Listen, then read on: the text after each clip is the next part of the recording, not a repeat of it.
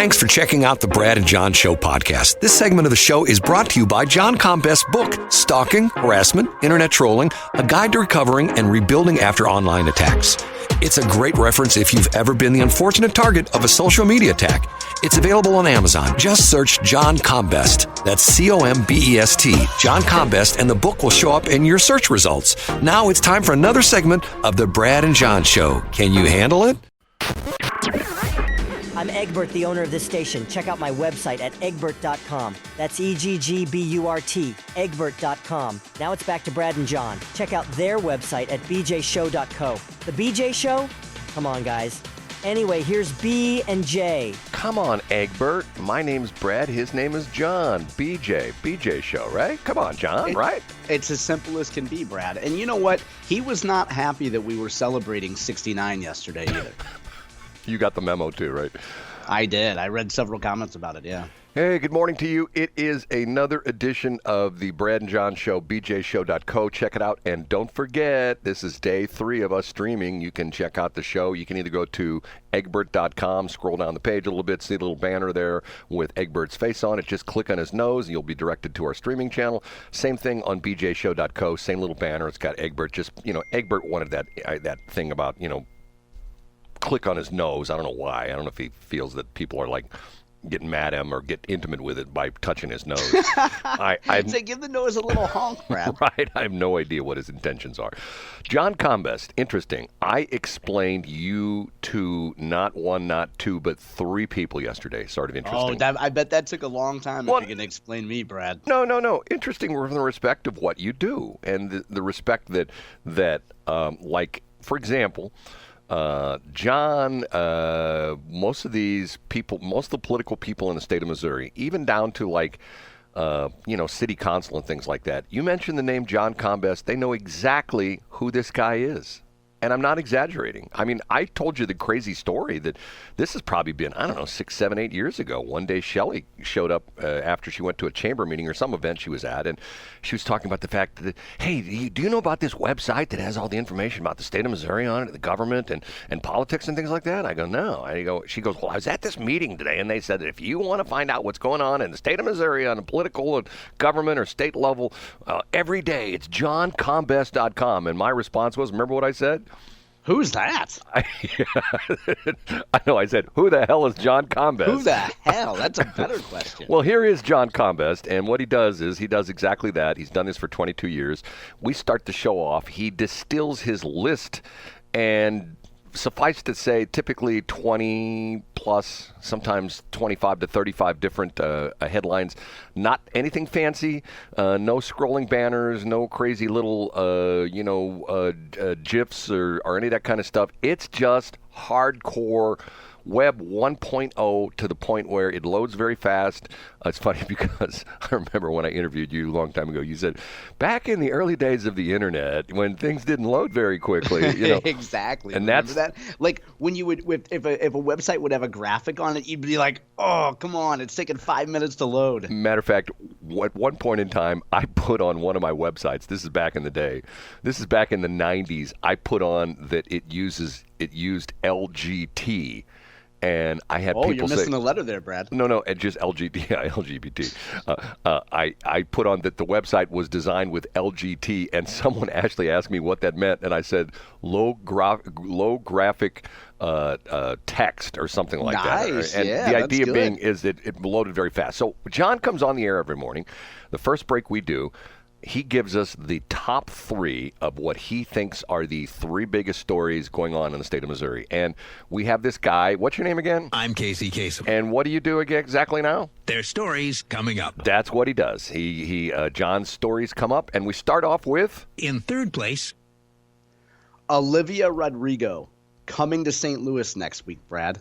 You say, John, that's not a political story. Well, to the Post-Dispatch it is, Brad. The opening act for Olivia Rodrigo next week, next Tuesday at the Enterprise Center, is a human, a self-described queer named Chapel Roan. And in the Post-Dispatch, music reporter Kevin C. Johnson has a beautiful piece about Chapel Roan. And the great thing is, Brad, Chapel Roan talks a little bit about how she's spreading the mission of queers in Missouri to people on the coasts and people all around the country. Here's her quote. A lot of people on the coast think it, being the Midwest, is a monolith of Trump supporters. But they forget about the big cities. There's queer people in the teeny tiny towns. And there's drag queens everywhere. She goes on to say, she's inspired. There's so many tiny queer communities in no man's land town. So anyway, so that's Kevin Johnson's promo of Olivia Rodrigo's concert. Now, Brad, you say, Kevin Johnson, name rings a bell even to the political crowd. You might recall last summer, Morgan Wallen came to town. Do you remember that, Brad? Oh, yeah. Kevin Johnson wrote a soliloquy about why he would not cover Morgan Wallen's concerts in St. Louis. He felt very uncomfortable. Here's his direct quote. As a black man, I don't feel comfortable occupying the predominantly white space. Now, I think it's beautiful that we're in an era, Brad, where you can be a reporter. For example, I know that if I was a music reporter at the Post-Dispatch and a rap act came to town and one of the rappers had said something about white people or something, I know that as a heterosexual white man, I could go to my editor and say, sorry, not going to rap concerts, too many black people. Well, once again, it's you're citing what I get frustrated about all the time. It doesn't work both ways. And matter of fact, there's an interesting story that I want to touch on a little bit later when we get in maybe the end of the segment or segment 2, where once again, it's a crazy thing where you can say one word and it can be construed 2 different ways, but of course we construe it being the negative thing. And not only that, point of clarification. When you were writing, what's the lady's name again? What's her name? Chapel Roan. Yeah, she's opening for Olivia Rodrigo. When you were saying there was islands or something like that, is she insinuating that there's like a bunch of LGBTQIA people like down in the Ozarks or like up in northern Missouri, or that just yeah. She says that when people think of the Midwest, they forget that the Midwest also has St. Louis, Kansas City, and Chicago. She said, quote, they forget about the big cities, but there are also queer people in the teeny tiny towns. And there's, quote, so many tiny queer communities in no man's. So she called small towns no man's land. Okay, now did you just say she also said Chicago? Yeah, well, as being a big city. Oh, okay. I thought she's saying that there's like, you know how it is, the big blue islands of safety and love and sanctuaries, St. Louis, Kansas City. She forgot the People's Republic of Boone County, but that's okay. For a minute there, I was thinking, is their geography a little bit off? I don't think the last time I checked, I don't think Chicago was in the state of Missouri, but that's a whole other thing. Yeah, she's talking about the Midwest there. Okay, well, we'll leave that one alone. So okay? So hope the good thing is Kevin Johnson can shine a light on this very loud and proud queer supporter, and he also has the joy of never having to be around a whole bunch of white people like at a Morgan Wallen concert. So as a straight person, you could say, I'm not going to that concert because I don't want to be around all those queer people, right? Is that what Yeah, that's exactly right. I mean, I think that's fair. Okay, I don't understand the whole situation, but, it's above my pay grade, which doesn't take much. Up a notch to number 2. A feel-good story about reading education, Brad. Who doesn't want to celebrate National Reading Day? Did you see this yesterday, Brad? I did not. Okay, National Reading Day, folks like to do a lot of promos about your local libraries. Libraries are under attack by those right-wingers. The mayor of Kansas City, Quentin Lucas, and some members of the city council got together to read a book. Now, it's a pretty innocuous book. It's about a guy that decides that he wants to, let me see, in his heart, it's about a teddy bear. And in this quote, in my heart, I've always known that I'm a girl teddy, not a boy teddy. So it's a good role model. You got Quentin Lucas reading a book about gender transition for children. And surprisingly, Brad, people took this, I don't know, maybe took it the wrong way. Maybe took it as that, we should not be advocating gender bender ideology to children. Tony's Kansas City, shout out to Tony Boteo in Kansas City. I have a link up today. The infamous account Libs of TikTok has highlighted Quentin Lucas's reading of the queer LGBTQ, whatever the acronym is at the moment, book. And Tony did the diligent work of pulling out the description there, which includes, I don't care if you're a girl Teddy or a boy Teddy. What matters to me is that you are my friend. That's from the Amazon description of the book. So, a good moment for the transgender community. You have the mayor endorsing a transgender book for kids. So, fair balls to him. The interesting thing for me is I'm fascinated by the Libs of TikTok X channel, whatever you want to call it, Twitter, Twitter, whatever they call it, X, okay? Because if you don't know what this lady does, all she does is she combs TikTok for these over-the-top, crazy, weird, and they're usually, how would you describe the videos on Libs of TikTok? Mainly they're like mainly LGBTQIA people, right? I mean, for the most part. Yeah, I mean, that's the point. And she puts them on her Twitter feed, and then the people get mad. I'm thinking to myself, hold on a minute now. Exactly. I mean, that's her point, Brad, right. Is that like people get mad. And remember, pre-Elon Musk, Twitter had banned her account. They said she was hate speech. Right. And she's like, look, I'm literally just taking their stuff and posting it. And our friend Elijah Haar down in Springfield at KWTO had this woman, I believe her name is pronounced Chaya, on the show. I linked to it. Elijah had her on a couple months ago, but she was fantastic on his show. She just did another a confrontational interview on her own account a couple weeks ago with a liberal journalist. But yeah, so Libs of TikTok.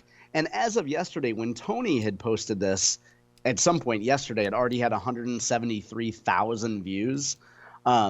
So it's just nuts. I mean, this is obviously getting the attention that it deserves. Well, let me give a crazy analogy. Okay, let's say I was an artist, and my goal was to have something displayed at the St. Louis Art Museum, because to me that would be the pinnacle of being an artist in St. Louis, to have one of my works displayed at the St. Louis Art Museum. Yeah. Wouldn't you agree that would be like, if you are really good and you are a local artist, you're going to have your piece of art, whatever it is. Let's say it's a painting displayed at the St. Louis Art Museum. Okay, and let's say somebody buys that piece of art and they have a house where they invite Donald Trump over, and Donald Trump comes over and says, wow, look at that crazy piece of art.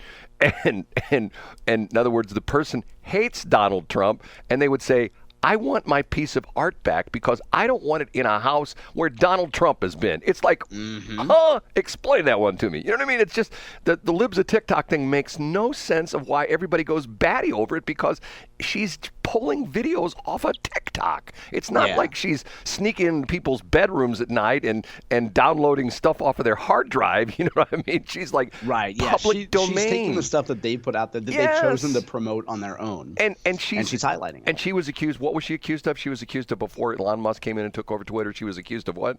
Well, it was hate speech. I don't get it. Okay. Moving right along. The number one. Senator Eric Schmidt is calling on the Pentagon to take action after Chinese and Philippines Coast Guard vessels collided in a dispute in the South China Sea. That is taken from a Fox News exclusive they had. And Senator Schmidt wrote a note to Defense Secretary, I believe his name is Lloyd Austin, right, Brad? Yes. I think it's Lloyd Austin. And, I mean, hopefully Mr. Austin is not taking a medical leave of absence for a week or so to recover from whatever surgery he needs, as he did in January. But it's a clash between the Chi-Coms. This is mostly a story about Eric Schmidt standing up to the Chi-Coms and calling on the Department of Defense to get involved here. And you know what's crazy about that story is, if you do any kind of news snooping at all, you see this all the time, where our U.S. Navy is constantly being in confrontation with Chinese ships and sometimes Russian fighters that overfly the American ships. And it's like, okay, so like, and even to the point where there's video, of like, cargo planes, United States Air Force cargo planes being intercepted by the Chinese fighters in international airspace. And you're going like, okay, what's going on with this? I mean, it just doesn't make any sense, right? Well, and as long as we just let their balloons keep flying over the United States and taking surveillance, it's, I don't know why the Chinese would ever have a problem with us. It's interesting you should say that, because that story has like died. They got the whole. It has, yeah. They got the whole payload of the stuff, that came out of the when they downed the balloon, and now the story is, I found that story fascinating. It's funny you should bring that up, because I just recently did some more research on that, and the Defense Department said we knew exactly what it was.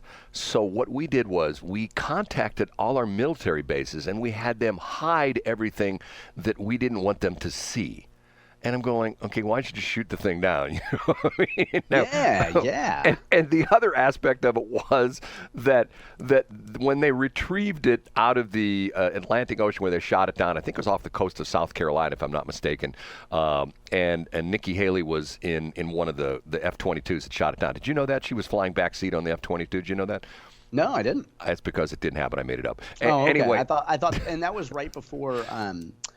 Well, we could talk about Vermont at a different point, but what a huge victory for Nikki Haley. I think that's her turnaround moment. Right. They said that a lot of the technology in the balloon payload was American-made stuff. I'm going like, okay, this is sort of bizarre, sort of weird. Well, if they wanted it to last, they probably had American-made stuff. If they wanted it to be cheap and break, and you had to get it back from Temu, then they make the Chinese stuff.